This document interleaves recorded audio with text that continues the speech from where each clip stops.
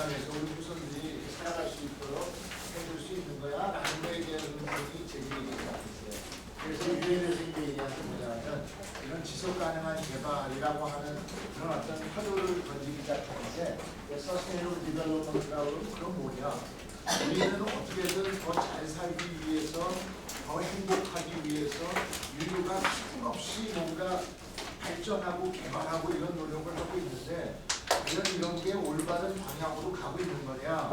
여기에 대한 일들이 일어나면서 이게 올바른 방향으로 가기 위해서는 이러한 우리의 노력이 어떤 것이어야 돼? 서스테이너블한 디벨롭먼트에 대한 지속 가능한 개발이어야 되는데 그 지속 가능성이란 과연 뭐냐라는 것에 대한 정의를 이렇게 내렸다는 거예요. 이 지속 가능한 개발이라는 건 곧 뭐냐면 미래 세대의 어떤 그 요구를 해치지 않으면서 우리가 할 수 있는 그런 개발과 발전의 노력을 한다는 거예요. 다시 말하면 지금 내가 보기에도 그래.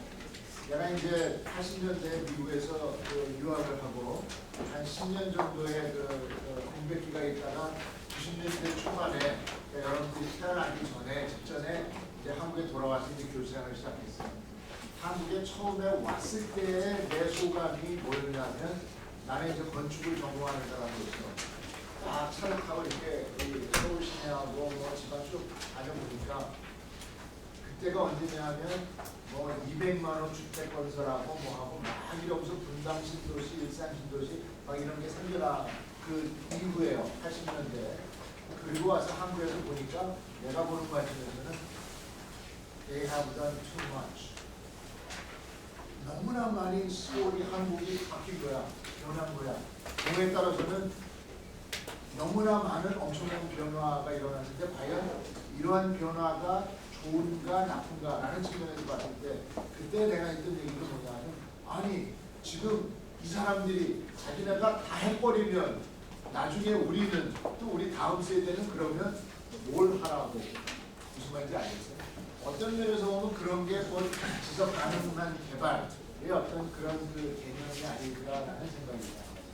그래서 이런 지속 가능성의 어떤 이슈는 크게 세 가지 관점으로 다루거든요. 사회 경제적 측면에서 과연 지속 가능하냐, 또 환경적 측면에서 지속 가능하냐, 이러한 지구의 환경을, 이러한 미래를 우리 후손들에게 물려줄 수 있어야 되는데 지금 현재 우리가 하는 행태로 봐서는 이런 것들이 어려워 보인다.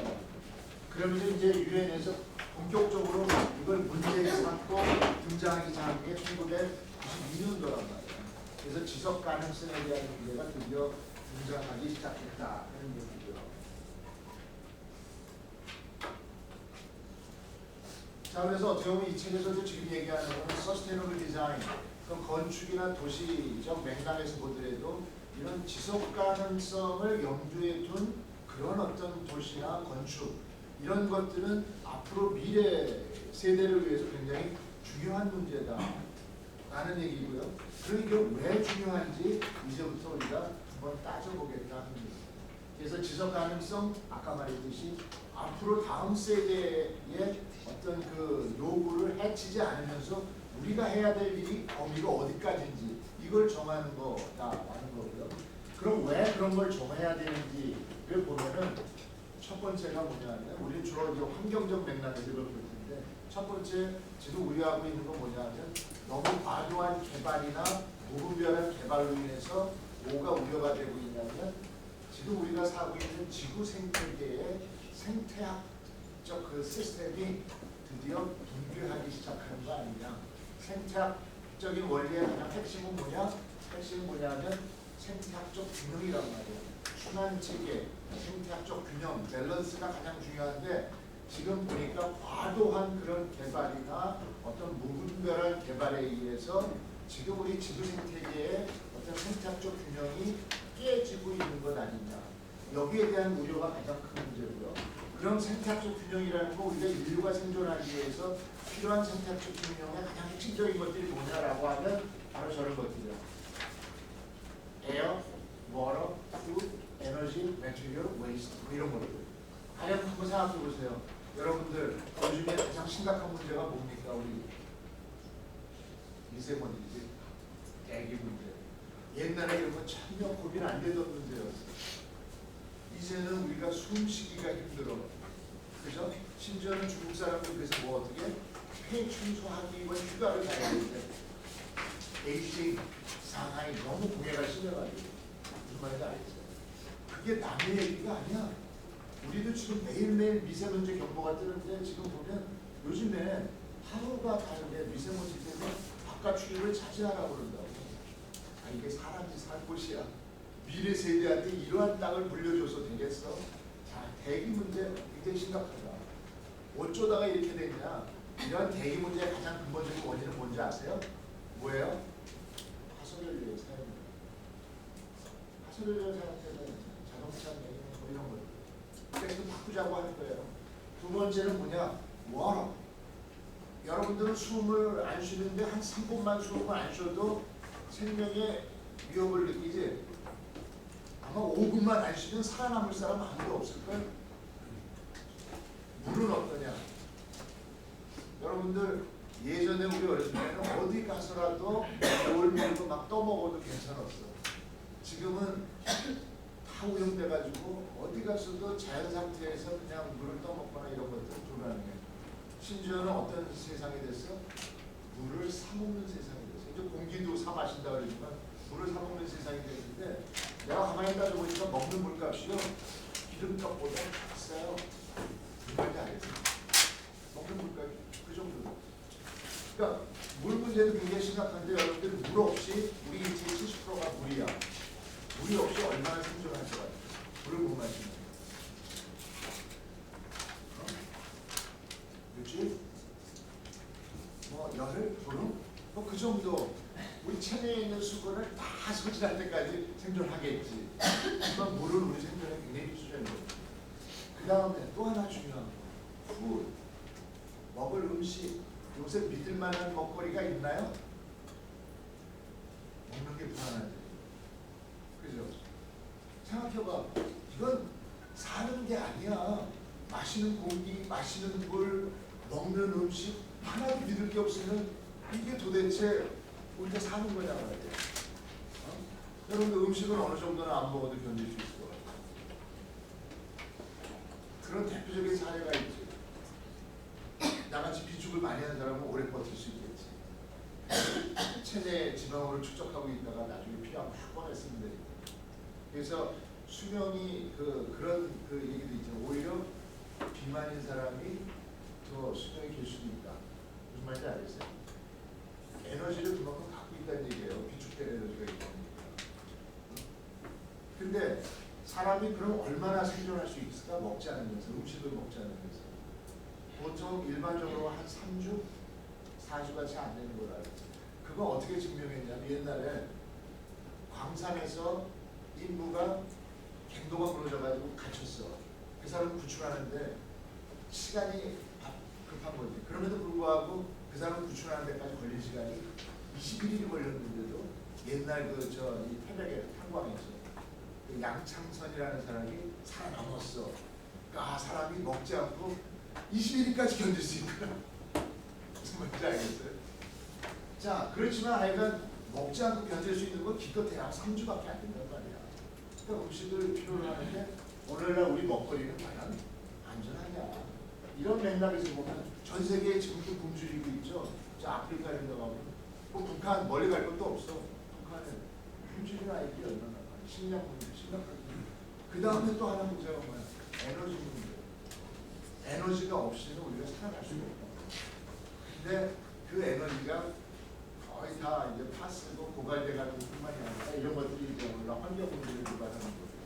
그러면 나머지 우리 살아가는 데 필요한 모든 매트리얼들, 재료들 이런 것들은 그러냐? 이런 것들도 굉장히 제한적일 수가 있어요. 그죠? 우리가 얻는 모든 그 자원은 어디서 오는 거야? 지구에서 오는 거죠. 지구 시스템에서 오는 거죠. 그죠? 시멘트며 모래며 뭐 물이며 우리가 하나의 건물을 지으려고 해도 콘크리트를 만들려면 모든 재료는 어디서부터 나와? 땅에서부터 지구로부터 얻는 거 아니야.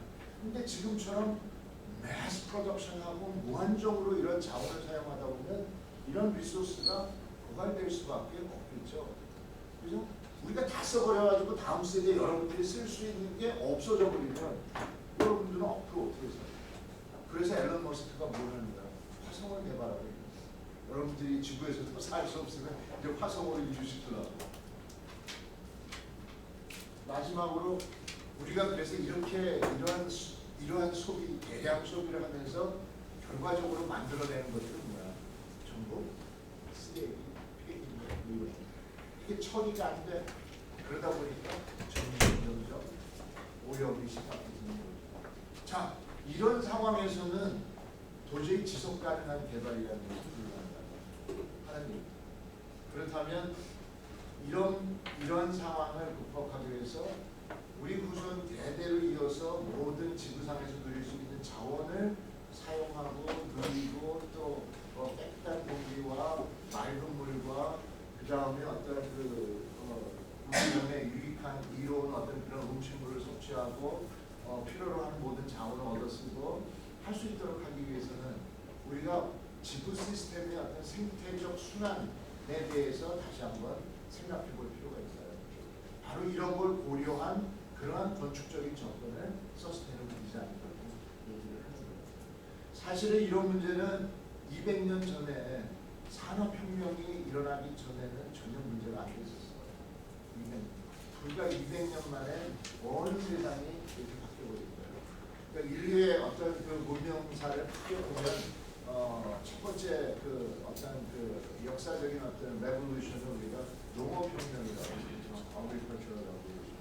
그러니까 농업혁명이 있기 전까지는 사람이 생존하기 위해서 뭐 채집하고 뭐 동물을 가서 사냥하고 이런 거 외에는 해결할 방법이 없었는데 농업혁명을 통해서 우리가 체계적으로 우리 먹거리를 생산하기 시작했단 말이에요. 그래서 씨를 뿌리고 채소를 바꾸고 거기서 먹거리를 생산하고 그러면서 이제 사람들이 정착하기 시작하고 하나의 문명을 이루기 시작했습니다. 이런 농업혁명이 전 지구적으로 확산되는데 걸린 시간이 대략적으로 한 2000년 정도의 시간이 걸렸어요. 그죠? 뭐 구석기 시대, 신석기 시대 뭐 이런 걸 지나가지고 그랬는데 그 이후에 영국에서 산업혁명이 일어났는데 이 산업혁명이 전 지구적으로 확산되는데 걸린 시간이 200년 정도 걸렸다. 그러니까 200년 정도의 산업혁명 이후에 이게 전 지구적으로 확산되는 가운데에서 오늘날 발생한 문제들이 저런 문제들입니다. 이건 생태학적 균형, 인위적인 방법에 의해서 mass production, mass consumption이 일어나다 보니까 뭐 에너지, 자원, 오염 이런 것들이 일어나면서 불과 200년 만에 지구는 지금 굉장히 황폐한 그런 수준까지 오게 된다. 그래서 우리가 언제까지 이런 mass production의 어떤 그 유용함, 그다음에 어떤 대량의 소비, 뭐 이런 삶을 계속 영위할 수 있을 거냐 하는 문제. 그러기 위해서 다시 우리의 생태학적 균형의 관점에서 거꾸로 돌아가 보면 생태계 시스템이라고 하면 그건 뭐야? 인풋, 아웃풋의 관계란 말이야. 하나의 프로젝트 시스템을 보면 어떤 것을 집어넣고 어떤 결과물이 나오는지, 그죠? 이런 것들이 균형을 갖춰야 되는데 이런 균형이 이제 점점 깨지기 시작합니다. 가령 예를 들면 우리가 인류의 삶을 유입하기 위해서 뭔가를 프로덕션 생산한다라는 얘기는 분명히 자연으로부터 지구로부터 어떤 리소스를 갖고 와야 되는 거 아니에요, 그죠? 그런가 하면 대량으로 소비를 하고 나서 결과적으로 만들어지는 건 뭐야? 폐기물이라고 해요. 쓰레기라고, 웨이스트를 발생시키는 이런 것들이 하나의 생태적 순환 허용하는 범위 내에서 이루어진다는 문제가 없는데 매스 프로덕션, 매스 컨섬션이 이루어지다 보니까 그 균형을 깨뜨리게 된다는 얘기예요. 이게 지금 우리의 위기 상황이라고 얘기해요. 그래서 이러한 시스템을 우리가 뭐라고 하면 생태학적으로 볼 때 이거는 오픈 리니어 시스템 게 있는데 이게 다시 생태적 순환 체계로 되돌리려면 이게 클로즈드 서큘러 시스템으로 바꿔야 됩니다. 다시 말하면 순환이 다시 말하면 우리가 폐기물을 발생하면 그 폐기물이 다시 자연적인 정화 과정을 거치고 다시 리소스를 내서 우리가 활용 가능하게 되고 그런 것이 다시 우리의 사용을 통해서 다시 폐기물이 만들어지는 이렇게 정화 가능한 범위 내에서의 오염과 이런 게 이루어질 때에 생태적인 시스템이 어떤 그 순환을 이룰 수 있는데 지금 이제 이러한 대량 생산과 대량 소비 이런 시스템은 이런 걸 깨뜨리는 소위 오픈 리니어 시스템인데 이걸 다시 하나의 그 클로즈된 순환 체계로 어떻게 다시 전환시킬 수 없을까? 가령 건축의 예를 들면 내가 얘기하는 게 한옥을 예를 드는 거예요. 가령 한옥 같은 걸 진짜 한번 생각해보자. 우리 조상들의 재료라고 생각하고 한옥은 어떤 재료로 만들어져? 나무와 돌과 흙과 벼짓과 이런 걸로 만들어져. 이 재료들은 어디서 오는 거야? 다 자연으로부터 오는 것들이에요. 그래서 자연으로 천연 재료들을 가지고 한옥을 지어. 그러다 한옥에서 살다가 지금도 뭐 한옥에서도 200년씩 또 살긴 하지만 한옥에서 살다가 한옥에 수명이 나 있어. 그래서 이걸 해체하고 싶고 그러면 이걸 다 부품을 이게 다 깎아서 만들었으니까 다 해체해가지고 다시 자연으로 돌아갈 것들은 자연으로 돌아가고 흙이나 돌이나 것도 자연으로 돌아가서 전혀 문제가 될 것이고 벼치 같은 건 썩어서 다 분해가 될 것이고 그래서 돌과 나무는 다시 재료를 써가지고 또 다시 새로운 재료를 만드는데 활용 가능하단 말이에요. 이와 같은 형태의 뭔가 재료적 순환이나 어떤 그 건축 부품으로서의 어떤 순환이 이루어질 수 있는 그런 시스템, 이런 시스템이었으면 좋겠다는 거예요. 그렇다면 환경에, 자연에, 지구에 미치는 영향을 최소화할 수 있는데 그렇지 못할 경우 우리는 대량으로 생산하면서 나중에 대량의 쓰레기를 배출할 수밖에 없다. 우리가 살고 있는 서울을 한번 생각해보자. 여기 서울 경기 수도권에만 2천만이 넘는 인구가 살고 있는데 오늘날에도 1년에 적어도 40만 원, 50만 원의 아파트를 콘크리트 아파트를 계속 지어내고 있어.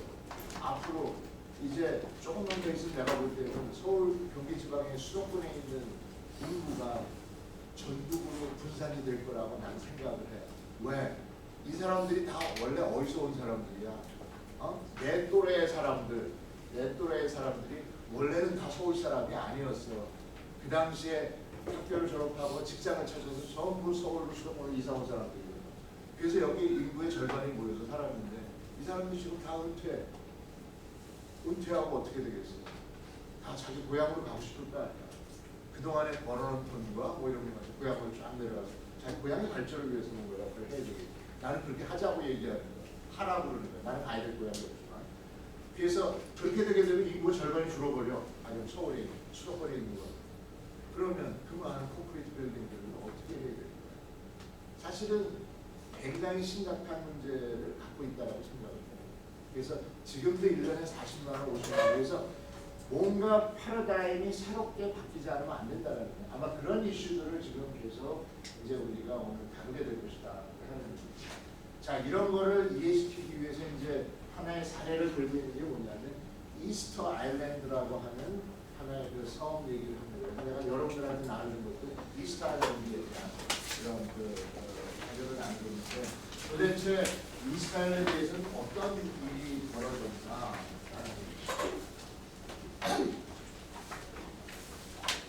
이런 얘기를 벌써 90년대 초반서부터 해오고 있는데 사람들이 크게 둘로 나뉘어. 하는 사람은 여기에 대해서 굉장히 심각하게 이해하고 이걸 해결하기 위해서 열심히 노력하는 사람, 나 같은 사람입니다. 어떤 사람들은 무슨 소리야, 이거 허구야, 사기야.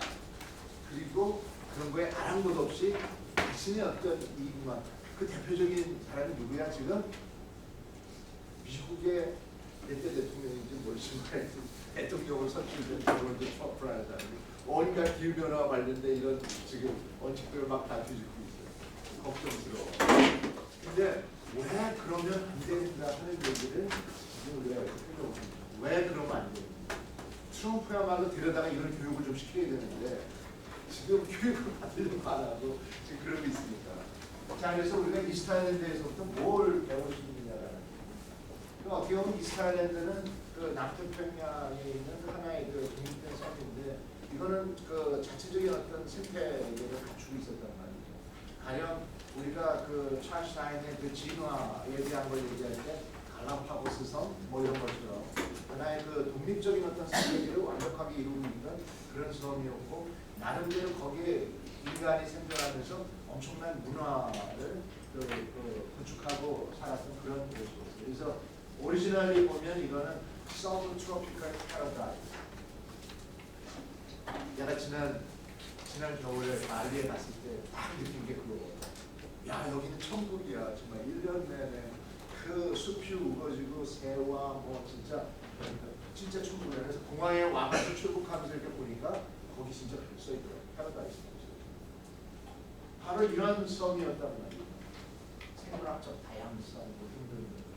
근데 이런 그 생태계의 어떤 풍요로움을 이 주민들이 이제 그 만끽하고 있었습니다.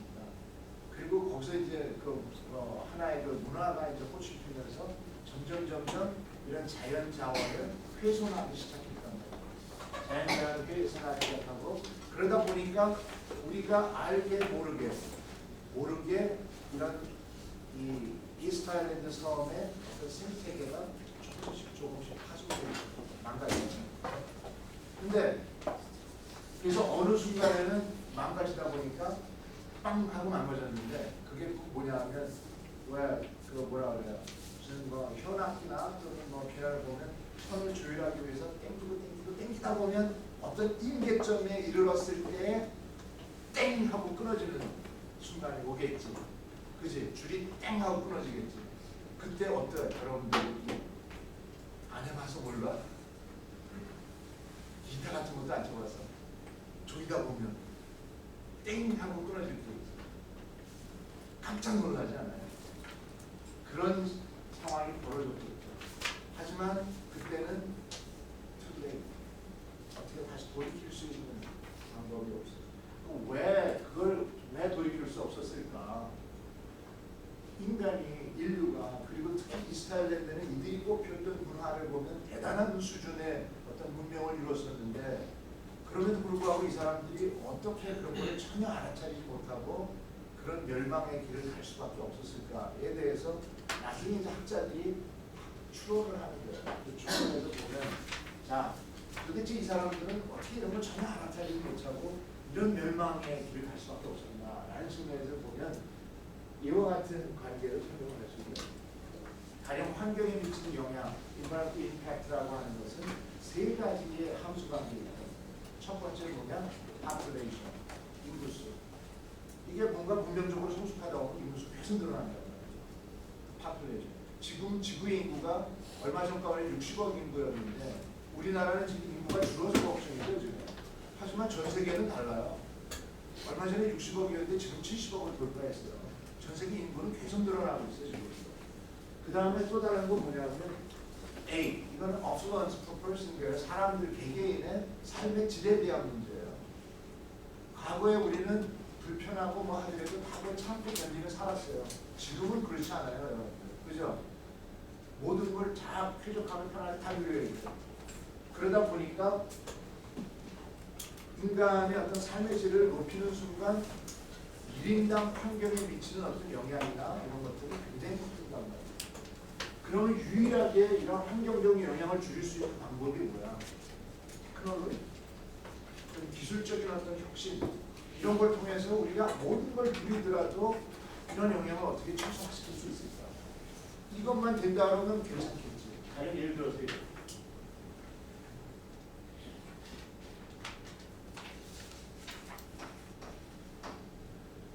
인구라고 하는 게 여러 가지 사실 들다가 최근 들어서 인구가 굉장히 엑스포넨셜하게 급증하고 있어요. population. 그런가 하면 삶의 질도 마찬가지야. 삶의 질도 마찬가지로 사람들이 여태까지 다 참고 살아오다가 최근 들어서 엄청나게 나도 잘 살아보자. 우리나라도 한때 잘 살아보세요. 그래가지고 이거를 곱해봐. 이런 엑스포넨 급격하게 늘어나는 걸 곱해주면 엄청나게 더 급속하게 늘어나겠지. 이걸 유일하게 해결할 수 있는 게 뭐냐면 기술적인 건데 기술적인 해결책은 이와 같이 어떤 부담이 늘어나는 거에 비해서 기술적인 해결책을 줄일 수 있는 기술, 테크놀로지라고 하는 건 그게 좀 아주 미미하단 말이에요. 그러다 보니까 임팩트는 어떻게 되겠어? 임팩트는 엄청나게 급격하게 나타나겠죠. 자, 이러한 그 이유로서 이스트 아일랜드가 어느 순간 사람들이 그걸 깨달았을 때는 이제 때는 늦었다. 그리고 멸망할 수밖에 없었다 하는 그런 얘기고요. 그러면 이렇게 설명하더라도 이게 어떻게 가능한가 하는 거를 설명하는 게 바로 뭐냐면 아메바 이론이라고 해야 될까? 그러니까 다시 말하면 exponential growth에 대한 기하학적인 증가에 대한 그 그 이론이에요. 한번 참고를 한번 보죠. 아메바라고 하는 건 어떤 특성을 갖고 있냐면 일정한 시간에 따라서 개체 하나가 두 개로 분열이 되고 두 개가 각각이 또 시간이 지나면 또 두 개로 분열이 되고 그 분열된 게 또 다시 두 개로 분열되고 이렇게 되다 보니까 시간이 지나면 지날수록 개체 수가 계속 증가하는데 그때 증가하는 양이 뭐야? 2의 n승이지. 그렇지? 2의 n승이라고 해요. 그러니까 그걸 이제 우리가 exponential growth라고 얘기하는데 그러면 이와 같이 기하학적인 어떤 증가, 다시 말하면 이와 같은 형태로 증가하는 거에 특징은 뭐냐면 인류의 문명사를 보더라도 굉장히 이런 현상을 보인단 말이에요. 아까 그랬잖아요. 우리가 지난 200년 전까지만 해도 산업혁명이 있기 전까지는 인류가 수만 년의 역사를 살아왔음에도 불구하고 큰 변화가 없었어요. 근데 200년 전의 산업혁명 이후에 우리가 적극적으로 에너지를 사용하고 화석 에너지를 사용하기 시작하면서부터 모든 면에서 이와 같은 현상이 나타나요.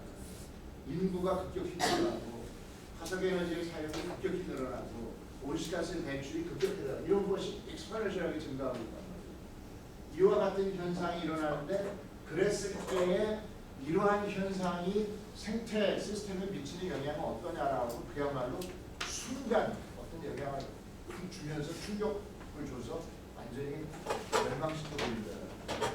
바로 그런 논리를 이와 같은 그 논리를 설명할 수 있다. 아니 예를 들어서 이 얘기는 무슨 말이냐면 지금처럼 그 아메바가 익스포넨셜하게 이렇게 증식하는 어떤 그러한 성격이 있다고 했을 때 하나의 제한된 용기 이걸 지구의 어떤 용량이라고 봐도 되죠. 지구가 감당할 수 있는 생태학적 용량이 있는데 자 우리가 볼 때는 생태학적 용량인데 처음에 여기다가 아메바를 하나 집어넣고 1분이 지나면 두 개로 갈라지고 또 1분이 지나면 두 개가 네 개로 갈라지고 이와 같은 형태의 그 아메바가 증식을 하게 된다. 다시 말하면 exponential growth를 하는 거죠. 자 그렇다면 여기서 이제 뭐냐면 이 전체 용량을 100이라고 봤을 때 이거의 한 3% 정도 이 용량을 채우는데 시간이 얼마나 걸릴까? 100을 채우는데 걸리는 시간이 총 10시간이야. 10시간이면 100이 채워지는데 그러면 이거의 3%를 채우는 데는 시간이 얼마나 걸릴까 하는 문제예요. 그래서 그걸 거꾸로 한번 생각해 보자고요. 거꾸로. 그럼 100%를 채우는데 10시간이 걸렸어. 그지? 그러면 50%를 채우는 데는 뭐냐면 1분 전이니까 9시 59분이지. 이거의 절반이면 25%는 58분이지. 12.5%는 57분이지. 6%는 56분이지. 어떻게 보면 3%를 채우기까지 시간은 전체 10시간 중에서 9시간 55분이 될 때까지는 이 전체 용량의 3% 정도만 채워지니까 우리가 전혀 느끼지 못할 정도란 말이에요. 그러다가 어느 순간 3%에 딱 도달하면 그 다음서부터는 6%가 되고 12.5%가 되고 25%가 되고 50%가 되고 100%를 차버리는 데까지 걸리는 시간이 전체 10시간 중에 마지막 5분 안에 이렇게 다 이루어진단 말이에요. 그게 어떻게 보면 엑스포넨셜한 그로스가 보여주는 이러한 특징이라고요. 그래프의 특징. 자, 이와 같은 현상이 일어나다 보니까 이 사람들이 이 이스트 아일랜드라고 하는 하나의 그 생태 시스템에서 어떤 일이 벌어지는지 하는 것들을 미처 깨우치기 전에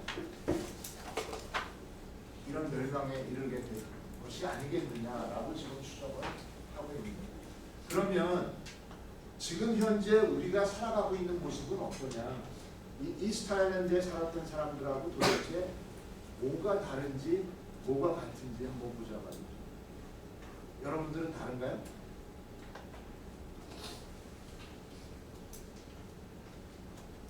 대부분의 우리가 여태까지 믿고 살아왔던 어떤 그 신념들, 여러분도 고등학교 다닐 때도 뭐 경제도 배우고 다 배웠잖아요, 그죠?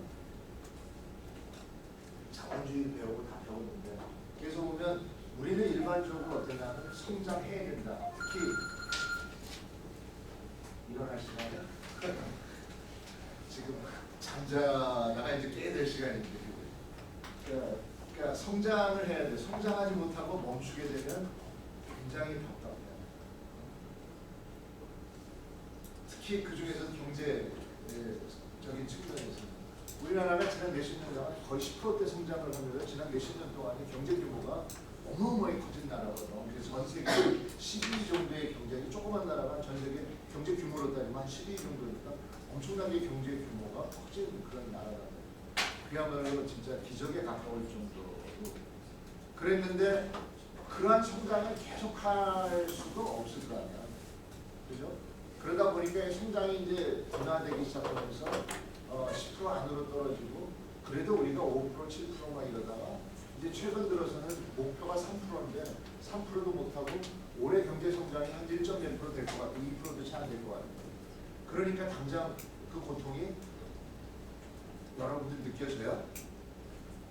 당장 여러분들 부모님이 그런 어떤 경기 침체로 인한 그런 고통을 겪고 여러분들도 대학 아직 졸업을 안 했지만 졸업하고 사회 진출하는 바로 위에 있는 선배들을 보면 다들 취업하기 어렵다 그러고 그죠?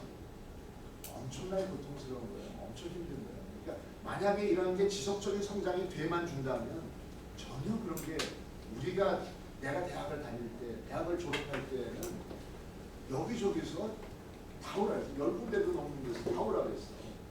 막 골라가기도 하고 일부러 안 가. 막 튕겨. 무슨 말인지 알겠어요? 그때는 왜? 매년 10% 이상의 지속적인 성장을 하는 상태니까 그때는 새로운 것들 일자리에 대한 수요나 이런 게 마구 생겨나는 거예요. 우리가 대학에서 그냥 공부를 대충 시켜도 사회에서 다 데려가. 근데 지금 공부를 그렇게 열심히 시켜도 그만큼밖에 안 들어간다. 왜? 그 이유가 뭐야? 성장이 멈췄기 때문에. 그러니까 성장이라는 게 우리가 그동안에 우리가 경험해봤던 그런 어떤 그 자본주의 경제 체제 하에서의 성장이라고 하는 것은 어떤 면에서 보면 정말 그 리딩 우리가 잘 살기 위해서 꼭 필요한 그런 전제 조건이에요. 그리고 우리는 항상 그렇게 생각했다고. Bigger is better. 큰 게 더 좋은 거야. 기왕이면 그지? 더 많은 것, 더 큰 것. 그러니까 어떻게 사람들이 다들 우리나라 사람이 특히 더 그래. 차도 큰 거, 집도 큰 거. 나부터 반성해야 돼. 그죠? 유럽에도 막 그래. 그러다 보니까 bigger is better. 이게 일종의 우리가 뭐 하나의 선처럼 여기게 되는 거야. 자기도 모르게 소비 습성이라는 게 다 이렇게 들어보고. 그랬는데 사실 내용을 가만히 들여다보자. 여기 보면 we don't know the long-term consequences of the drug.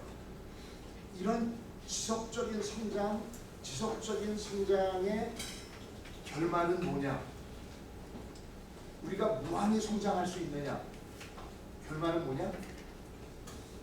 uncontrollable. 우리의 어떤 통제할 수 있는 범위를 벗어나고 있는 거예요. 그 대표적인 사례가 뭔지 알아요? 무한한 성장의 대표적인 사례가 뭔지 알아요? 암세포. 가령 예를 들어서 우리 인체라고 하는 것도 하나의 클로즈드 시스템 아니에요. 우리 인체 클로즈드 시스템 진짜 우주의 섭리가 이 안에 다 있다라고 해요. 클로즈드 시스템인데 이런 하나의 암세포가 생기면 암세포가 무한 증식을 하게 되면 그럼으로써 우리가 컨트롤할 수 없게 되면 결국은 종말에는 죽음이다 하는 얘기예요. 근데 처음에는 암세포가 있어도 별로 표시가 안 나. 우리 몸에 다 갖고 있대. 그죠? 그런 얘기 들었죠. 다 있대. 아직 드러나지 않았을 뿐이야. 일정한 크기가 됐을 때에만 우리가 뭐 CT 스캐닝을 하든지 한번 그런 데 잡히는 거고 지금 현재 다 있대. 안 보여. 근데 이게 보는 거냐면 이 시간이야. 오랜 시간을 계속 있는 거야. 그게 계속 이 N승으로 계속 증식을 하고 있는 거야. 근데 그게 이미 우리가 MRI나 이런 걸 해서 스캐닝하고 잡힌 순간 암세포가 이미 어디 와 있는 거예요. 그래요 우리 저 사진으로 편들까. 그럼 그 이후에는 어떻게 돼? 이 N승으로 팍팍팍 늘어나니까 지금 얘기한 아메바 아메바지에 의해서 이미 암이라는 걸 아는 순간에는 이제 언컨트롤로 모든 생태 시스템은 똑같다는 거예요. 그러니까 어떤 면에서 우리의 생각을 이제 바꿔야 돼. Bigger is better가 아니고 무한한 끊임없는 성장만이 어떤 선인 것처럼 생각하는 우리의 의식구조, 생각과 패러다임을 바꿔야 되는 거 아니냐. 그럼으로써 이제 새로운 어떤 가치를 동작하는 게 물론 미스 반데로가 이 목적으로 쓴 건 아니지만 less is more. 이제 큰 게 좋은 게 아니라 작은 게 좋은 거예요. 소비를 덜 하는 게 좋은 거예요. 대량 생산하고 대량 소비하는 이전까지의 자본주의 경제 체제에서 그런 시스템이 과연 앞으로 우리 인류에 유익할까 아닐까라는 생각을 보면 뭔가 새로운 변화가 불가피하다. 그런. 그래서 우리가 지난번에도 우리 대통령 선거를 할 때 계속 이슈가 됐던 게 이런 겁니다. 그래서 특히 747 공약이라는 게 있었지. 그건 뭐냐면 지난번 MB 이명박 대통령의 후보 시절에 이제 내세운 게 747. 결국 사람들은 다 뭘 원해요? 성장하기를 원하니까.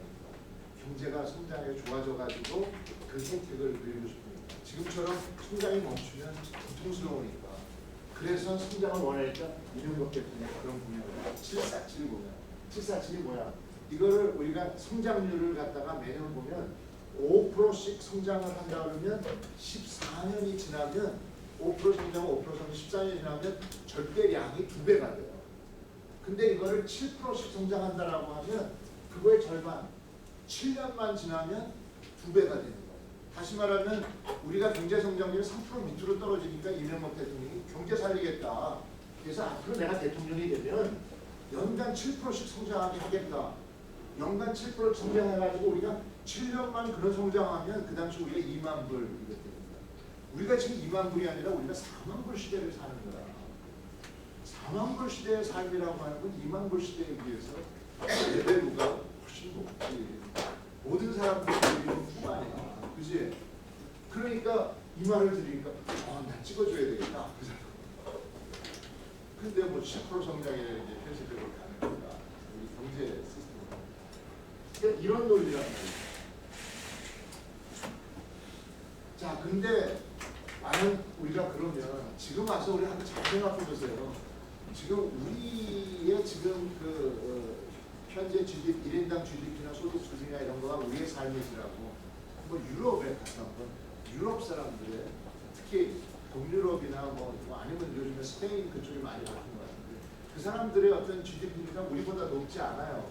요즘에 조금 높아졌는지 모르겠는데 그들의 삶의 질하고 그래서 그런 생각을 해보는데 정말 우리가 정말 사람답게 정말 그 퀄리티 있는 삶을 사는 건지 여러분 시대에는 정말 그렇게 살 수 있도록 좀 그런 세상을 만들어주고 싶은 거거든요. 그죠? 그래야 되는데 지금 우리가 가는 방향은 그거와 좀 다른 방향으로 가고 있는 거 같아요. 그렇다면 그런 방향으로 가기 위해서 우리가 잘 들여다봐야 될 게 바로 뭐냐면 유럽의 도시구조, 그들의 삶의 방식, 그들의 어떤 그 산업, 문화 이런 것들을 한번 좀 잘 볼 필요가 있어요. 요즘에 그런 생각이 제가 많이 들어요. 그래서 보면 뭔가 새로운 우리 인식의 변화가 필요하다. 이런 경제적인 성장, 지속적인 성장 이게 유일한 답일까라는 거예요. 이거 나는 경제학자는 아니야. 경제학자들이 그래서 최근에 내놓는 새로운 개념들이 그런 거죠. 여러분도 많이 들어보죠. 공유경제. 이제는 대량 생산하고 대량 소비하고 이런 그 현재까지 틀에서 벗어나서 뭔가 새로운 가치를 추구하는 방향으로 바뀌어야 된다라고 얘기하면서 몇몇 그 경제학자들이 얘기하는 게 공유경제고 실제로 이런 것들이 현상으로 드러나고도 있어요. 그죠? 대표적인 사례는 뭐예요? 집 사야 돼? 자동차 꼭 개인이 갖고 있으면서 맨날 주차장 세워놓고 내가 주말에 한 번 쓰려고 그거 사야 돼? 내가 필요할 때 얼마든지 이용할 수 있으면 되는 거 아니야? 무슨 말인지 알겠어요? 이런 쉐어링 시스템 이런 것들이 엄청나게 새로운 이슈로 막 등장하죠. 과연 전 세계 호텔 왕이 누구야?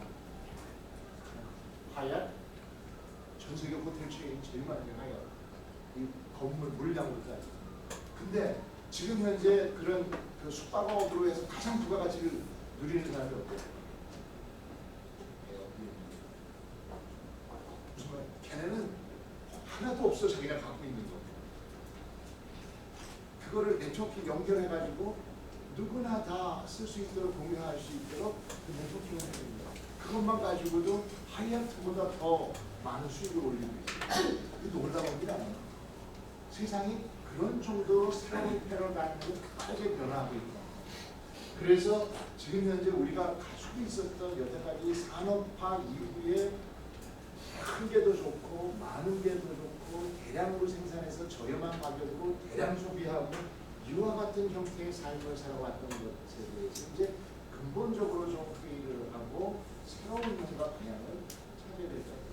그러면서 등장하는 것이 과연 대량 생산과 소비, 지금 우리가 아직까지 어떤 자본주의 경제 시스템 이거 과연 지속 가능할까? 그렇게 그래 가지고 아니면 어떤 새로운 대안이 있는 겁니다. 그러한 아주 과도기에 지금 여러분들이 있는 거예요.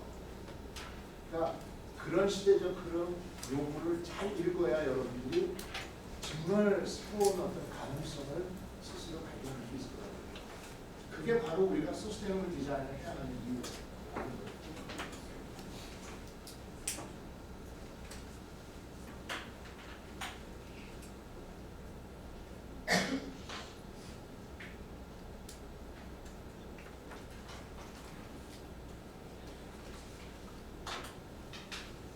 자, 그 다음에 이제 기후변화 문제로 넘어가 보시죠. 그 지난 200년 동안 그러니까 산업혁명이 일어난 이후에 가장 큰 변화가 산업혁명의 핵심은 뭐야? 산업혁명을 뭐라고 디파인을 했어요? What's the industrial revolution?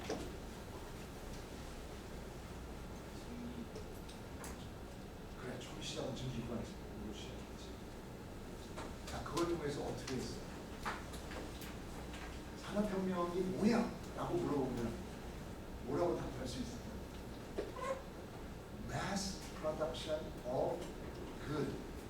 물건을 어떻게 대량으로 생산하는 systematic and mass production. 농업혁명은 food. systematic mass production of food. 그럼 그렇게 하기 위해서 우리가 생각한 게 뭐야? 사람이 하던 일을 누가 해? 기계가 하도록 해. 그지? 사람이 하던 일을 기계가 하도록 해. 기계가 일을 하도록 하다 보니까 어떻게 돼요? 에너지의 사용이 불가피해요. 대표적인 게 스팀 엔진이 그런 거예요.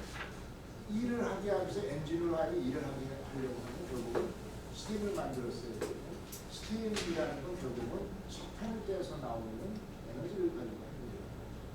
그러다 보니까 사실은 그 이전까지는 아주 그 프리미티브한 수준에서 어떤 그 에너지나 자연으로부터 그런 걸 채취하던 것들이 아주 대량으로 조직적으로 그렇게 되고, 그러니까 이런 그 포슬 퓨얼 화석연료의 사용이 급증하게 됩니다.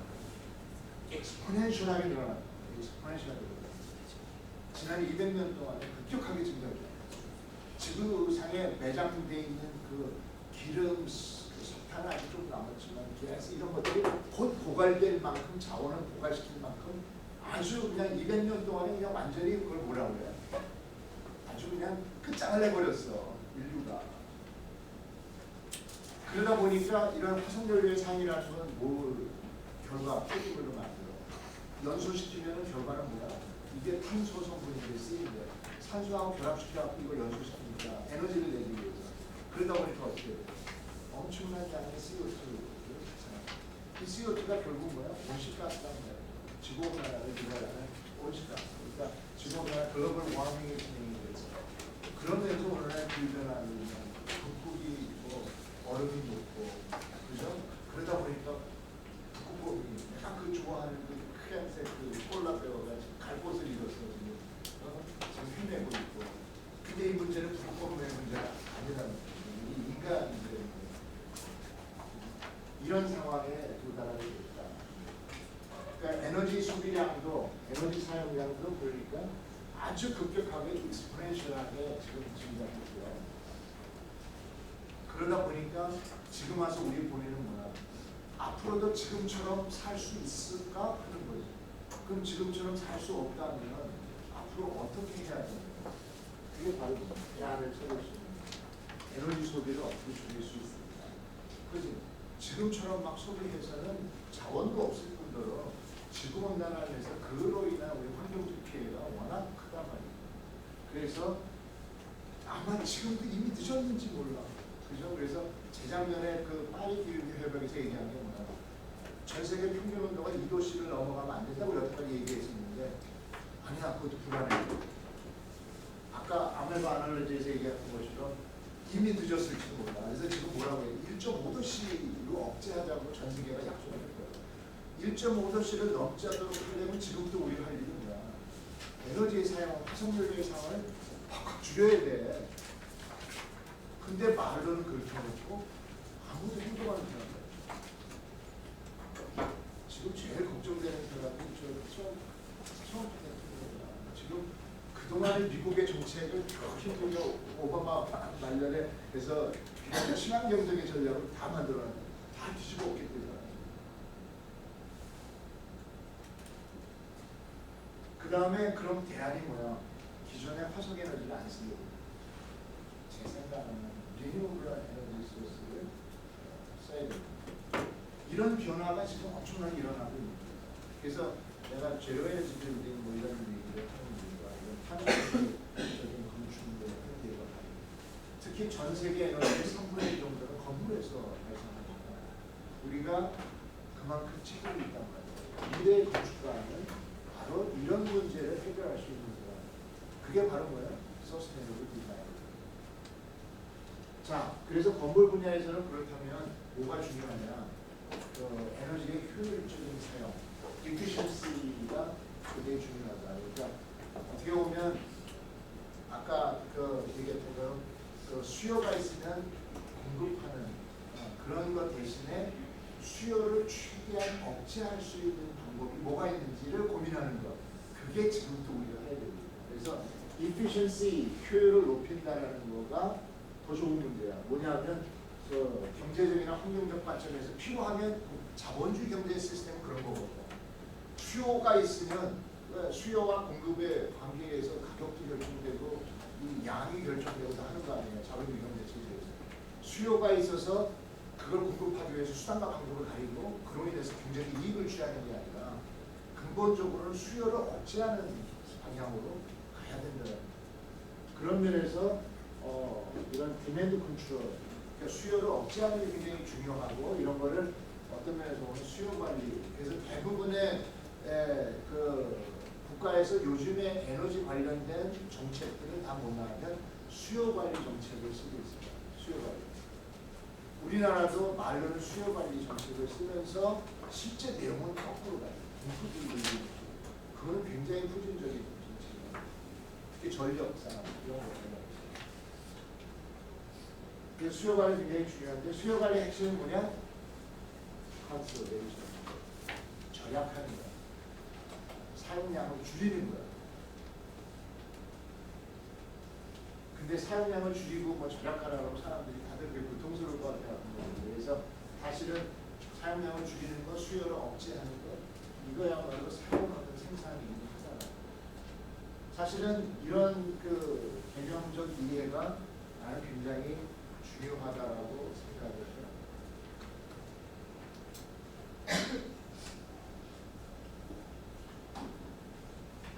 가령 그래서 이제 여기서 이런 얘기가 나오는데 그러면 여태까지는 우리가 어떤 에너지를 써왔고 앞으로는 어떤 에너지를 써야 되느냐 이런 문제. 그래서 에너지 소스에 대한 얘기. 에너지 소스에 대해서 크게 두 가지로 보는 거예요. 오늘날 환경 문제를 유발하게 된 가장 근본적인 원인은 넌 리뉴얼블한 그런 에너지 소스고 그 중에서도 특히 fossil fuel, 화석연료를 너무 과도하게 사용한 게 지금 문제라는 거예요. 자원도 고갈시키고 환경도 오염시켰어요. 자, 이런 문제를 새로운 방향으로 전환하지 않을 수가 없다는 거예요.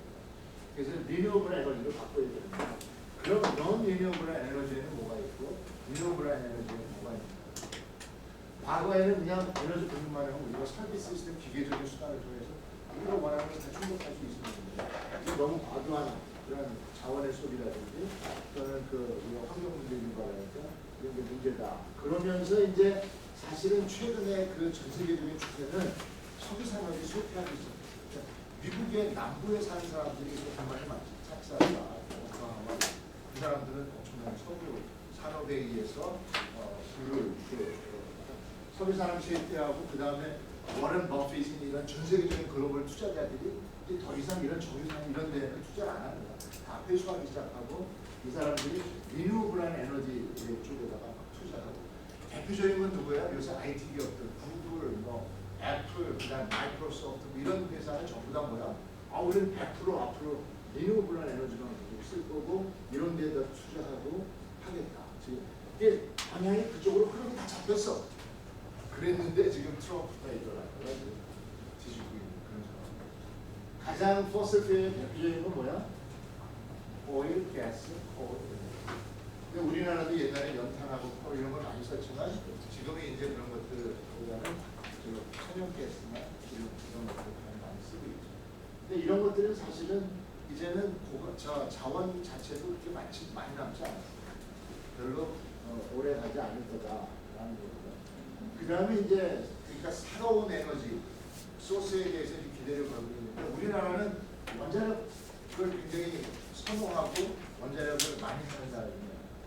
그래서 뉴클리어, 피션, 그러니까 원자력도 두 가지 방식이 있는데 하나는 뭐냐면 피션은 핵 분열에 의한 거. 지금 현재 우리 원자력 발전소가 대부분 인류가 갖고 있는 원자력 핵 분열에 의한 거고 핵 분열이라는 건 가장 큰 위험성이 뭐가 있냐면 핵 분열을 하고 난 후에 남는 폐기물, 뉴클리어 웨이스트가 발생하는 게 방사능 물질이라고 해요. 이 방사능 물질이 방광기를 거쳐가지고 완전히 무해하게 되기까지는 거의 무한대의 시간이 걸리는 거예요. 그러니까 이 폐기물 처리가 이게 문제야. 그러니까 후쿠시마 같은 데서 원전 사고를 하니까 그 다음에 방사능이 유출돼가지고 사실은 그 피해는 너무 큰 거예요. 상상할 수 없는 피해인데 그걸 지금 다 숨기고 있어서 그런데 사실은 방사능 폐기물 관리가 이거는 애물단지이기 때문에 이미 미국이나 선진국 같은 데는 더 이상 그런 원자력 발전 같은 걸 안 했었어요. 그러다 기후변화 문제 때문에 다시 약간 좀 관심을 가지고 있지만 하여간 근본적인 해결책은 아니다. 그 분열에 의한 원자력 발전 가장 경제적으로 전기 에너지를 생산할 수 있는 방법일지는 모르지만 결국 궁극적인 해결책은 아니다. 그래서 사람들이 기대를 갖고 있는 게 뭐냐면 에너지 문제와 관련해서 기대를 갖고 있는 게 퓨전이에요. 퓨전은 뭐야? 융합에 의한 거야. 이거 융합이라고 하는 건 그 수소폭탄의 원리, 그 다음에 그 태양의 원리가 바로 이런 퓨전에 의한. 근데 우리는 태양계에 살기 때문에 모든 에너지, 태양이 어떤 이런 퓨전에 의해서 에너지를 생산하면 태양으로부터 오는 에너지를 우리 지구는 자체적으로 에너지를 생산하지 않아. 그래서 태양으로부터 오는 에너지를 받아가지고 지구에 축적하고 오랜 시간에 걸쳐서 축적된 게 바로 이런 포스트 퓨얼 이런 것들이란 말이에요. 축적된 에너지를 가지고 이제 사용하는 건데 이게 너무 과도하게 그 짧은 시간 안에 사용됨으로써 이제 오늘날 문제가 유발이 된 거고요. 그러다 보니까 이런 어떤 그 새로운 방식의 에너지를 얻을 수 있는 방법에 대해서 굉장히 연구를 하고 있습니다. 근데 여기에 대해서 지금 뭐 전 세계가 좀 노력을 하고 있는데 내가 그 옛날에 학위를 마치고 이제 연구소에 잠깐 있었던 데가 이제 테네시에 있는 오크리지 내셔널 랩이라고 하는데 거기가 뭐냐면 이런 뉴클리어 관련된 핵 관련된 연구를 전 세계에서 가장 많이 하는 연구소 중에 하나예요. 2차 대전때 원전 폭탄을 만들고 그런 연구소인데 근데 그 당시에 이제 80년대 중반에 이제 무슨 일이 있었냐면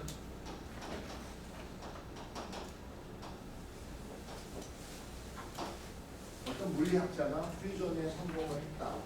퓨전에 성공을 했다라고 해서 이제 언론에 보도가 됐습니다. 퓨전에 성공했다라고 하니까 어떤 면에서 뭐 아까 얘기했듯이 결국은 에너지 문제를 해결하고 환경 문제를 해결하기 위해서는 우리 건축 분야에서 특히 중요한 건 뭐냐면 어떤 수요를 억제하기 위한 그러한 노력들, 컨서베이션을 위한 그런 노력들이 중요하다라고 했는데 사실 그런 노력을 하려니까 우리가 어떻게 해야 돼? 디자인할 때도 신경을 써야 되고 실제 시스템적인 것도 그렇고 뭐 실제 그 운영하는 과정에서도 과도하게 이렇게 에너지가 낭비되지 않도록 하기 위해서 아주 친밀하게 이제 그런 노력을 해야 된다는 거예요. 그런 것들이 다 신경 쓰이고 불편한 일일 수 있어요.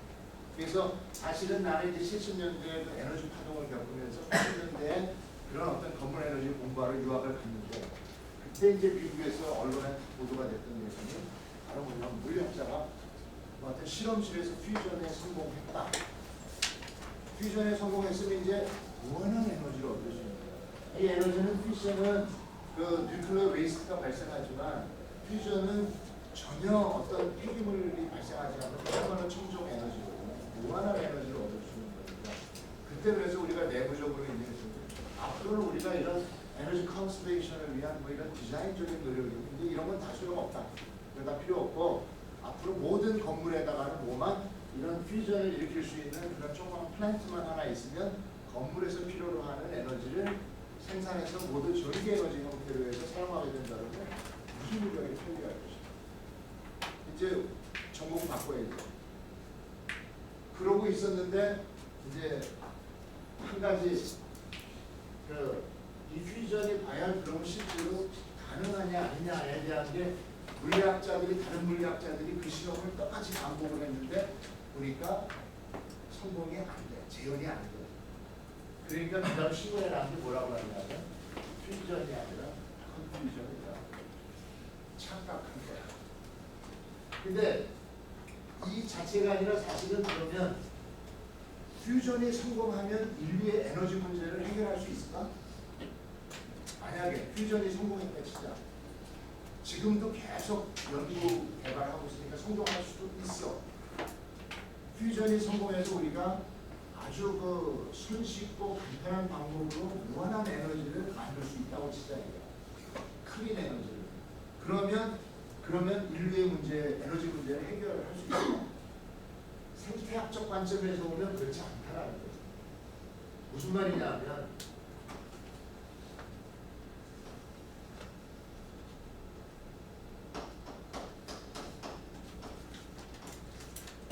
우리 지구는 태양계의 일부고요. 모든 에너지의 소스는 아까서 얘기했듯이 에너지를 만드는 역할을 하는 건 태양계에는 없어요. 모든 에너지는 태양으로부터 옵니다. 그 태양으로부터 에너지가 대기권으로 들어와서 다양한 형태로 존재하면서 이 지구상에 여러 가지 형태로 축적되고 그런 것들이 에너지로서 이제 역할을 하게 됩니다. 가령 예를 들어서 지금 생태학적 측면에서는 아까도 처음에 서스테이너블 디자인할 때 가장 이슈로 얘기했던 게 이컬러지컬 밸런스라고 얘기해요. 밸런스라는 건 결국은 인풋과 아웃풋의 균형을 맞추는 거야. 그러니까 지구가 어떤 기후 변화를 일으키지 않고 나름대로 유지하기 위해서는 들어온 에너지만큼이 나가줘야 되는 거죠. 그렇지? 들어온 만큼 에너지가 나가줘야 되는 건데 지금 현재 오늘날 기후 변화의 문제는 뭐냐면 지구상에서 화성 에너지를 너무 과도하게 쏟아서 대기 중에 CO2 농도가 증가를 하게 됨으로써 쇼트웨이브의 이런 그 일사는 들어오는데 이게 한번 대기권에 들어와서 대지에 흡수됐다가 이게 그 롱웨이브 레디에이션에서 빠져나가려고 할 때는 나가지 못하고 이게 다시 돌아오는 거에 문제야. 다시 말하면 이 에너지가 빠져나감으로써 인풋과 아웃풋의 균형을 유지해야 되는데 균형이 깨지면서 내부에 갇히는 에너지량이 더 많아지는 거야. 그러니까 온난화가 생기는 거야. 지금 이런 불균형이 이제 문제인데 자 그러면 우리가 이 태양과 관계없이 앞으로 그야말로 퓨전이 성공을 해가지고 모든 에너지를 우리가 아주 깨끗한 에너지를 우리 스스로 만들 수 있다고 생각합니다. 자 그럼 지구상에 있는 모든 건물마다 다 여기에 그 퓨전을 할 수 있는 작은 태양을 다 갖고 있는 거지. 무슨 말인지 알겠어요? 작은 태양을 다 갖고 있는 거야. 이 태양으로부터 에너지가 오는 거였고 들어오는 거와 나가는 것 사이의 균형을 맞춤으로써 어떤 생태학적 균형을 유지했는데 만약에 이 퓨전이 성공한다라고 하면 깨끗한 에너지고 무한한 에너지긴 하지만 우리가 필요한 만큼 에너지를 얼마든지 만들어서 쓰는데 이 지구상의 건물 안에 무수히 많은 작은 태양을 만드는 일이란 말이죠. 그죠? 그래서 여기서 에너지가 생성이 되게 되면 들어오고 나가는 거와는 관계없이 이 안에서 만들어진 에너지를 생산한 에너지하고 방출한 에너지하고가 균형을 이루지 못하면 마찬가지로 우리가 지금 얘기하는 기후변화 문제, 지구온난화의 문제 이런 것들은 근본적으로 해결할 수 없다. 그러면 거기에 대한 답은 뭐냐? 그때 다시 결론 내린 게 그때 내가 건물 에너지를 공부하겠다고 유학을 가가지고 저런 상황을 겪고 나서 과연 내 전공 분야를 계속해도 될지 안 될지 고민한 절차에 결론 내린 거다. 저 문제는 결코 핵융합이 성공한다 하더라도 해결할 수 있는 문제가 아니다라고 결론. 그게 바로 이런 생태학적 균형의 관점에서 보면 결코 이게 돼서는 안 됩니다. 그러니까 나는 한편으로 보면 어떤 자연의 어떤 그 원리, 법칙이 굉장히 중요하다고 생각하는데 저거는 거기에 거스르는 일이 되고요. 만약에 저 추점이 성공하게 되면 또 다른 인류의 큰 재앙이 될 거다라고 생각을 합니다. 그래서 사실은 그때 결론 내는 게 불편하지만 앞으로 우리가 해야 될 일은 이런 서스테이너블 디자인의 관점에서 이런 에너지 수요를 억제하고 효율을 극대화시키기 위한 그러한 어떤 끊임없는 노력들, 이거는 결코 멈춰질 수 없다라는 게 내 생각이었고 그 일을 지금까지 해오고 있습니다. 근데 90년대 이후에는 이 문제가 더 확대가 되면서 그야말로 이제는 누구나 다 제로 에너지 빌딩이 아니면 안 된다고 얘기하고 있고요. 그럼으로써 어떤 지구 환경을 살려야 된다고 얘기하고 있습니다. 그러니까 그런 면에서 봤을 때에도 결국은 앞으로 이러한 non-renewable 에너지의 사용을 줄이고 이러한 그 리뉴어블 에너지를 적극적으로 사용할 수 있는 그런 형태의 건축이나 도시가 지금 세계 글로벌 그 컴퍼니들이 다 지금 주로 얘기하는 그런 것. 거기에는 뭐가 있냐? 솔라, 윈드, 바이오매스, 하이드롤라, 퓨처 이런 것들. 이런 것들이 리뉴어블한 그런 리소스입니다. 이러한 리뉴어블한 리소스는 어떤 거야? 우리가 건축을 하려고 하면 건축물 외에 그 건축물 주변, 사이트 주변에서 우리가 주변 환경에서 얻을 수 있는 그런 리소스입니다. 그러니까 우리가 건축 디자인을 한다라고 하는 것은 이제는 뭐냐? 주변의 환경이나 주변의 그런 리소스들과 건축 디자인을 어떻게 잘 연결시키느냐는 문제예요. 무슨 말인지 알겠어요? 이런 거를 뭐라고 해? 다른 말로 얘기하면 인테그레이티드 디자인. 이런 것들이 일종의 하나의 통합적인 어떤 그 설계에 접근한 것들. 건축에는 다른 왕도가 없어요. 내가 볼 때 여러 번 그런 착각을 할 수 있는 일이 있긴 있었지만 다른 왕도가 없어요. 그 원칙은 내가 볼 때는 불변의 진리가 자연의 성능에 따르는 것. 그 외에 다른 방법이 없어요. 그게 바로 서스테이너블 디자인의 기본이에요. 더군다나 이제 이런 것들이 활성화되면서부터는 이제 구체적으로 나오기 시작하는 게 뭐냐면 옛날에 이런 게 발전 단가가 높아갖고 비싸서 못한다고 했는데 이제는 굉장히 경제적으로 만들고 충분히 이런 거 해서 발전소에서 전기를 생산하는 것보다도 훨씬 더 값싸게 만들 수 있다. 다시 말하면 투자 경제성이 있는 쪽으로 앞으로 2020년이 지나면 앞으로는 신재생 에너지를 통해서 전기 에너지를 얻는 게 훨씬 더 경제적이다. 이러한 논리가 지금 만들어집니다. 그래서 독일이나 스웨덴 이런 유럽 국가들은 우리 2025년서부터는 100% 모든 전기는 다 태양광으로 얻을 거야. 뭐 풍력에서 얻을 거야. 다 이러고 있다. 무슨 말인지 알겠어요? 우리나라에서 이게 한전의 역할이 굉장히 중요한 거예요. 한전이 이게 전기 산업을 다 독점하고 있기 때문에 사실은 말로는 수요 관리하면서도 아주 계속 원자력 발전소 더 짓려고 하고 국가의 발전 전략을 보면 전부 화력 발전소 더 짓는 거예요. 근데 요즘에 그 환경단체에서 화력 발전소 짓는 거 막 반대 운동하고 하잖아요. 그런 게 다 뭐냐? 그거 곤란하다. 그런 식으로 가면 앞으로 이 땅에 우리 후손들이 어떻게 살아갈 수 있는가? 그러기 위해서도 그거 막아야 된다. 그런 얘기입니다. 그게 어떻게 보면 서스테이너블 디자인의 가장 중요한 내용들이라고 볼 수 있고요.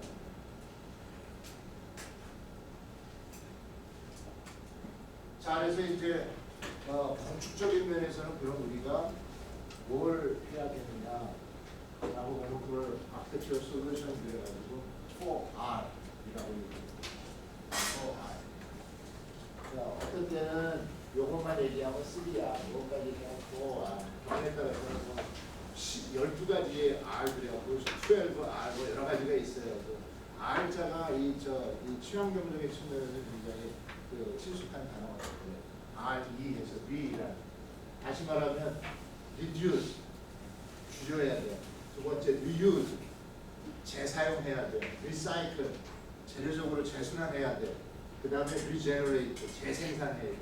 자, 이러한 원리를 적극적으로 이제 건축에 어떻게 반영할까. 그러니까 reduce가 이 중에서도 무엇보다 제일 중요하다. reduce가 줄이는 것. 아까 앞에 conservation, 절약하는 것 같은 맥락이죠. 그죠? 수요를 억제하는 것 같은 맥락이죠. 그럼으로써 어떤 그 환경에 주는 부담을 최소화시켜야 된다. 어떤 면에서 그러냐? 에너지 사용을 줄여야 되고, water, 물 사용도 줄여야 되고, material, 재료 사용도 줄여야 되고, 그럼으로써 폐기물을 발생하는 것, 쓰레기 부담도 줄여야 되고. 그러니까 어떤 게 미덕이야? bigger is better 보다는 less is more가 이러한 어떤 철학과 취지를 거부하는 거죠. 그러니까 그런 방향으로 우리 이제 집도 줄이고 차도 줄이고 그죠? 이런 걸 제일 잘하는 나라가 어딘가? 내가 볼 때는 이런 걸 제일 잘하는 나라가 바로 우리 이웃 나라 짠돌이들 일본 사람들. 일본 사람들을 보면 내가 늘 하는 얘기야. 저 사람들은 마른 수건도 또 짠다. 마른 수건도 또 짠다는 게 그 후쿠시마 원전 사고가 났음에도 불구하고 저희가 대란이 죽지 않았거든요. 그거는 어떤 거냐면 엄청나게 수요를 억제하는 노력들을 그 사람들이 참고 견디고 이런 것들을 굉장히 잘한다. 근데 우리나라는 그때 2년 전인가 2013년도에 그 원자력 발전소 부품 불량 부품을 썼다가 가동 중단했고 그때 막 그 전력 대란 겪고 말이죠. 그거 한 3년 전, 그죠? 그러니까 그럴 때 우리가 좀 더 지혜롭게 진짜 수요를 억제함으로써 그런 문제를 어떻게 대응하느냐. 그러니까 불필요한 소비를 줄이기 위한 그런 노력들이 굉장히 우리가 자본주의 경제에서 그동안에 대량 생산, 대량 소비가 미덕이었다면 이제는 그 패러다임이 그런 가치가 바뀌고 있다는 얘기예요. 이제는 소비를 줄이는 것, 그죠? 사용을 줄이는 것, 이런 것들이 그 환경적인 맥락이죠. 그 건축적인 측면에서 보면 이제 또 두 가지 중요한 게 리유즈하고 리사이클에 대한 거죠. 그러니까 리유즈라고 하는 건 재사용. 우리나라에서는 그런 게 정말 안 되는데, 근데 그러면 사실은 건축을 하는 과정도 다 완전히 새롭게 바뀌어요. 그러니까 건축을 전부 부품화해가지고 부품들을 조립하고 그 해체하고 하는 그런 공정으로 봐야 되는데, 그래서 아까 얘기했듯이 우리 전통 한옥 같은 것들이 그런 면에서 굉장히 우수하단 말이에요. 그러니까 부품들을 다 깎고 만들어서 조립해서 구축하고 건물을 해체할 때 그걸 다시 해체해가지고 다시 쓸 수 있는 이런 시스템이 굉장히 훌륭하다. 그래서 사실은 이런 시스템에 대한 것들이 선진국에서도 엄청나게 스터디를 많이 했어요. 그런 면에서 보면 이런 게 발달한 나라가 어디냐? 제일 발달한 나라가 일본. 일본이 그 주택 시스템, 이런 시스템 건축이 굉장히 발달한 나라고요. 그다음 캐나다, 스웨덴 이런. 캐나다나 스웨덴은 이해가 돼. 기후가 아주 극심해, 뭐 추워. 그러니까 1년 중에 뭐 현장에서 공사하고 이런 게 이제 불편해요. 그러니까 모든 건축을 디자인해서 전부 부품을 귀입한 다음에 부품을 만들어서 현장으로 갖고 가면 다다다닥 몇 단계의 조립만 하면 건축이 완성될 수 있는 이런 것들이 기후적인 어떤 극심한 조건 때문에 그런 시스템 건축이 발달할 수밖에 없었어요. 일본은 왜 그랬는지 모르겠어요. 일본이 그런 쪽이 엄청 발달해요. 가령 그래서 일본 같은 데 가면 특히 주택 산업이 일본은 그 홈 빌더들이 그런 어떤 자기네 그 주택 상품들을 갖고 있는데 보면 카탈로그에서 한번 주택을 구입하는 거예요. 카탈로그에서 나는 이런 타입의 주택을 갖고 싶어. 근데 그 주택도 보면 여러 가지 요소들을 다 선택할 수 있어요. 가령 예를 들면 2층짜리 주택인데 2층에서 올라가는 계단과 계단 참의 핸드레일 같은 것도 보면 옵션이 다 있어가지고 내가 A 타입, B 타입, C 타입에 따라 스타일이 다 다른데 그게 서로 다 조합이 가능한 거예요. 무슨 말인지 알겠어요? 그래서 내가 어떤 주택을 탁 그 모델 타입을 찍는 순간 물량이 다 나오고 그 다음에 가격이 다 나오고 무슨 말인지 알겠어요? 그리고 주문하자마자 곧바로 그게 패키징이 돼가지고 현장으로 가면 그걸 조립하는데 일주일이 걸린다. 대단하잖아. 그죠? 이런 것들이 굉장히 발달한 나라가 일본이라고. 그러니까 제조업의 강국다움, 건축물도 그와 같은 형태의 생산 시스템을 갖추려고 했다. 근데 아까 말했듯이 캐나다나 이런 스웨덴 같은 나라는 아주 극한 자연 조건이라 그런 필요성을 느꼈지만 일본 같은 경우는 어떻게 해서 그런 걸 하게 되는지 모르겠고, 그러니까 한편으로 보면 일본이 우리처럼 전통 건축이 목조 가구 식구조다 보니까 그런 거에 기초해서 뭔가 빌딩 시스템을 발전시키다 보니까 그런 게 아닌 것이고, 또 하나는 이제 그러한 그 건축 시스템이 등장하게 된 데에는 이제 자동차 산업의 영향이 굉장히 커요. 미국에서도 마찬가지니까 자동차 산업이 대표적인 어떤 산업화 시대의 가장 그 꽃이라고 얘기할 수 있는 건데, 이런 자동차의 그런 생산 체계의 혁신을 이룬 게 누구죠? 처음으로 자동차를 대량 생산하게 한 장본인입니다. 그죠? 포드가. 미국에서 포드가 소위 컨베어 벨트를 이용해가지고 어셈블리 라인을 만들어서 그 자동차 설계를 한 다음에 부품들을 쫙 순서를 갖다 놓고 조립하는 과정에서 조립이 끝나는 집에도 완성차를 한 대씩 만들어줄 수 있는 그와 같은 형태의 어떤 산업화 시대의 어떤 그 생산성을 극대화시킬 수 있는 그런 시스템을 구축한 게 그 포드란 말입니다. 그러니까 그런 것들을 보고 나서 건축 산업도 이런 자동차 산업을 보고 배우려고 노력을 많이 했어요. 그러다 보니까 건축은 어때? 건축은 맨날 현장에서 뚝뚝 자르고 뭐 하고 구조가 안 맞고 버리고 뭐니까 공사하고 나면 쓰레기도 많이 나오고 막 이러잖아.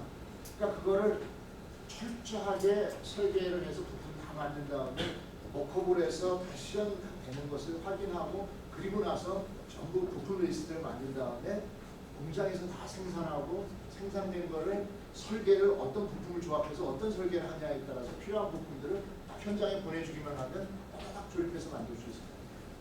바로 그런 형태로 자동차 산업의 그런 생산 체계를 참고해서 건축에서도 생산성을 높이려고 엄청난 노력을 많이 했어요.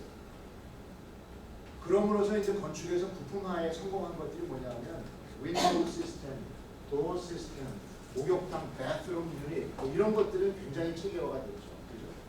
그리고 미국에서는 건축을 설계하기 위해서는 이미 그런 자재 회사에서 규격에 따라서 만들어지는 그런 그 자재 그 규격을 모르면 설계를 할 수가 없어요. 그게 뭐냐면 스위트 카탈로그라는 거. 유럽은 유럽대로 그런 게 있어요. 그러니까 그런 자재의 어떤 필요 규격에 맞춰서 이제 건축 설계를 하는데, 우리나라는 그렇게 되면 뭐가 좋아져? 빌딩 컴포넌트들을 재사용할 수 있는 방법, 리유저블.